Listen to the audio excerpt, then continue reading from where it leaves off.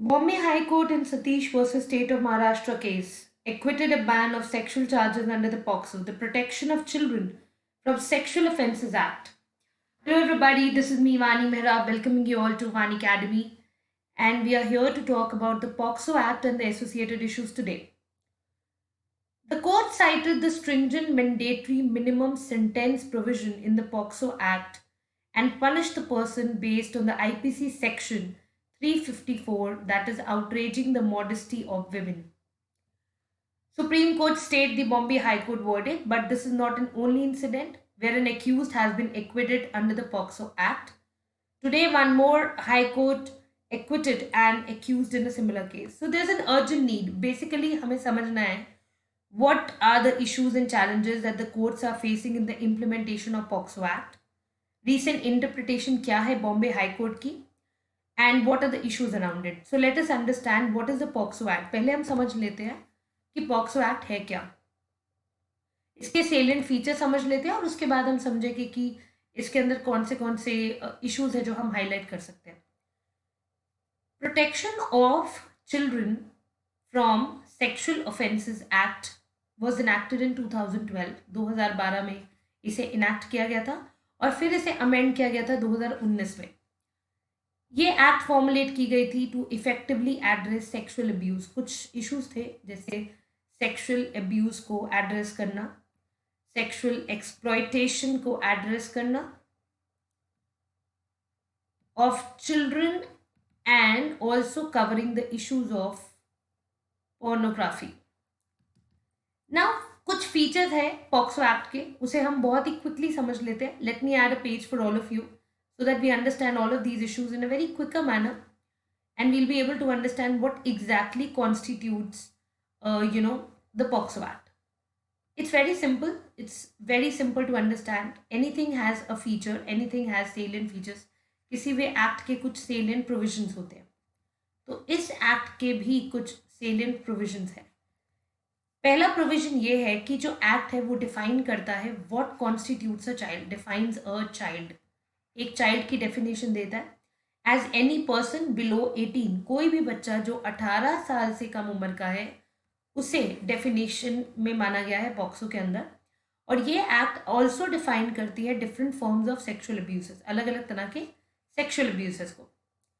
Secondly act provide करती है from relief and rehabilitation, relief and rehabilitation as soon as complaint is made to the special juvenile police unit और local police. तीसरा इसके अंदर जो feature है वो ये है कि the act prescribes a maximum punishment, कि कुछ लेवल ऑफ मैक्सिमम पनिशमेंट होता है जो ये एक्ट डिफाइन करती है. ऑफ लाइफ इम्प्रिजनमेंट, जैसे लाइफ इम्प्रिजनमेंट और death penalty, and also provides mandatory minimum punishment of 3 years. Minimum 3 साल की इसके अंदर सजा जो है उसे भी इंक्लूड किया गया मिनिमम. चौथा प्रोविजन ये है कि एक्ट प्रोवाइड करती है establishment of special courts, establishment of special courts for trial. Trial के लिए स्पेशल कोर्ट्स को प्रोवाइड करती है of offences under the act. तो सबसे इंपॉर्टेंट इंटेंट क्या है behind the enactment of POCSO act. अगर हम पॉक्सो एक्ट की बात कर रहे हैं तो इसके पीछे का एक सबसे इंपॉर्टेंट इंटेंट है क्या. So let us understand what is the intention behind this particular POCSO act. Intention ये है कि 2011 का जो सेंसस है वो हमें ये बताता है कि इंडिया में कम से कम 472 million population of children, they are below the age of 18, below 18, 18 साल से कम की उम्र के हैं. And to protect them from sexual offences separate legislation was required. Secondly, India is signatory to the UN Convention on Rights of Child. बच्चों के अधिकार के लिए यूनाइटेड नेशन की ऑर्गेनाइजेशन से इंडिया सिग्नेटरी है. So the POCSO act mandatory है international commitment के लिए, ताकि हम बच्चों की प्रोटेक्शन कर सकें। तीसरा ये है कि जो गोवा का चिल्ड्रन एक्ट है, गोवा's children act of 2003, this was the only legislation which specifically focuses on child abuse. तो national level legislation was the need of the hour that can be implemented in every state and UT. और सबसे important जो चौथा parameter है यहाँ पे वो ये है कि चाइल्ड सेक्सुअल अब्यूज को प्रोसिक्यूट किया गया था वेरियस सेक्शन ऑफ आईपीसी के अंदर। जैसे सेक्शन 375 ये डील करता है विद रेप एक्सेट्रा, बट जो आईपीसी के सेक्शन है दे सफर फ्रॉम वेरियस इश्यूज। जैसे सेक्शन 375 है, ये प्रोटेक्ट नहीं करता मेल चाइल्ड को और protect only traditional sexual offences जैसे पेनो वेजाइनल इंटरकोर्स। आईपीसी का जो सेक्शन 377 है और आईपीसी सेक्शन 354 है, it does not define the term unnatural offences and modesty. तो सिग्निफिकेंस क्या है पॉक्सो एक्ट की? अगर इतनी सारी इश्यूज है तो फिर इसके बारे में सिग्निफिकेंस क्या है? What is the major significance with respect to POCSO act? क्यों हम इसके बारे में बात कर रहे हैं? ऐसा क्या है जो हम अलग वे में डिफाइन करने की कोशिश कर रहे हैं, with the help of POCSO act? Because guys देखिए, एक बहुत सीधी सी बात है, जब भी हम किसी एक्ट के बारे में बात कर रहे हैं, एक फ्रेमवर्क के बारे में बात कर रहे हैं, हमारे माइंड में डेफिनेटली ये होना चाहिए कि हम इसे कहाँ एड्रेस कर सकते हैं। इंडियन सोसाइटी सोशल जस्टिस का जब आप टॉपिक लेते हैं, उसके अंदर आप लोगों को पता लगेगा कि this is the most important parameter, this is one of the most important topic that we discuss. और इसके थ्रू हम बहुत सारे पैरामीटर्स और बहुत सारे इश्यूज को भी डिस्कस कर पाते हैं। यहाँ से आपको बहुत सारे केसेस समझ आएंगे, जैसे कि जो मैं केस अभी डील करने वाली हूँ, Satish versus state of Maharashtra case. इन केसेस से हमें रियलिटी पता लगती है, what are the deep realities of the issues that we are talking about, what is the background of the issue that we are talking about, and at the end of the day इनको कैसे deal करना चाहिए। तो पहले तो हमारा ये वाले इश्यू समझ आ गए। अब हम बात करते हैं what is POCSO Act. I have explained to you people what is the intent behind enactment of POCSO Act. इसके बारे में भी हमने अभी बात की है कि 2011 के सेंसस के हिसाब से 472 मिलियन पॉपुलेशन ऑफ चिल्ड्रन है बिलो एज ऑफ 18, और किस तरह से Goa children act was the only legislation which specifically focus on child abuse. Now we'll have to understand the significance of this act. देखिए, पहला ये है कि immediate relief of filing of the case, जो कॉम्पनसेशन अमाउंट है, it can change based on the need of the victim. For example, जो act है it does not define the outer limit, कोई आउटर लिमिट नहीं define करता। तो जजेस include कर सकते हैं child's educational need, medical need, including trauma compensation while deciding the compensation amount. Secondly, जो एक्ट है वो जेंडर न्यूट्रल है और चाइल्ड फ्रेंडली है। एक्ट डिफाइन करता है child as any person below 18 years of age, and apart from that the act include various standard for the child, जैसे protecting the identity, avoiding victimisation etcetera. तो देखते हैं what are the challenges which are faced और which are associated with the POCSO act. हर चीज के पीछे कोई चैलेंज होते हैं, तो हम समझते हैं इसके पीछे क्या। पहली बात यह है कि it faces with abysmal rate of conviction. जैसे 14% in 2014 and 18% in 2017। National crime record bureau data के हिसाब से it mention the conviction rate as 29.6%, while जो पेंडेंसी है is high as 89%। Secondly, act mention करता है स्पेशल चिल्ड्रन कोर्ट के बारे में, ठीक है, स्पेशल चिल्ड्रन कोर्ट बनाए जाएंगे, अलग अलग courts to be establish to hear the cases. अब काफ़ी सारी स्टेट्स है which did not establish such court, so this is highlighted by exploitation of children in orphanages in state of Tamil Nadu versus union of India and other case.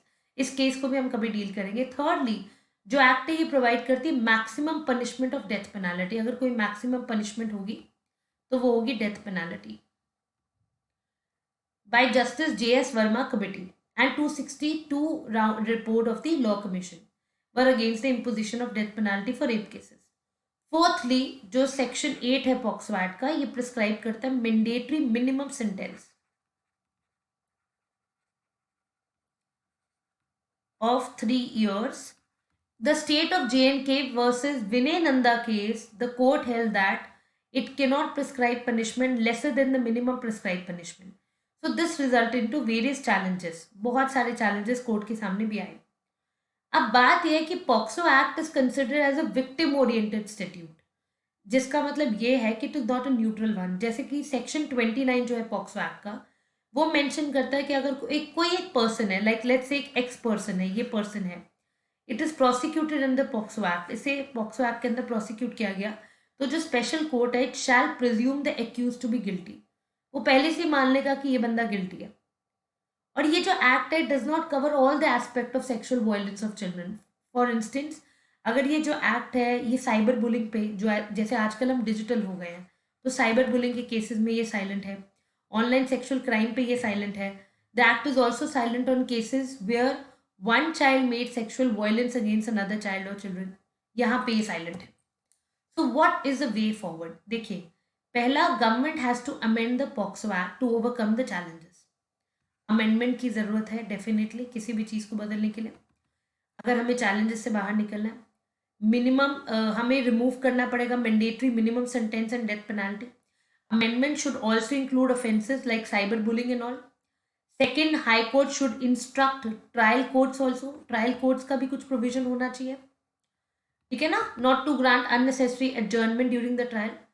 State police chief should constitute special task forces. Or not only that, Supreme Court has also issued a direction to set up special court within 60 days, कि अगर कोई भी ऐसा कुछ हो तो special court होना चाहिए कितने दिन में, 60 डेज के अंदर, on the districts which are having more than 100 pending POCSO cases. This has to be implemented urgently.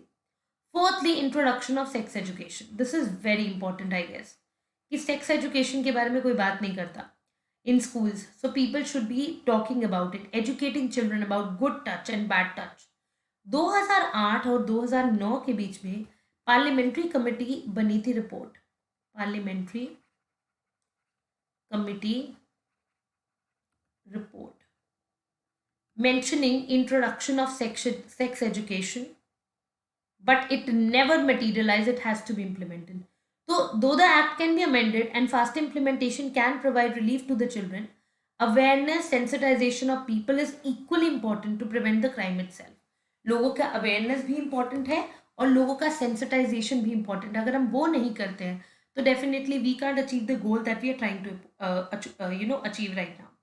Guys let me tell you, ये रिसेंटली न्यूज़पेपर में था, इंडियन सोसाइटी सोशल जस्टिस का। It's a very important topic. Whatever we've discussed today can be beneficial for you on the longer term. It's not just temporary. It will be beneficial to you people in the longer run, because every topic that we discuss over here on One Academy has a relevance with your exam also and in general life also. Because this is just not exam specific session that we are taking. It's also a generalistic specification of news and information that's running around us. So on this basis, I would like to end this video. Thank you so much for watching this video. I hope you people have liked it. You can watch out more videos on YouTube.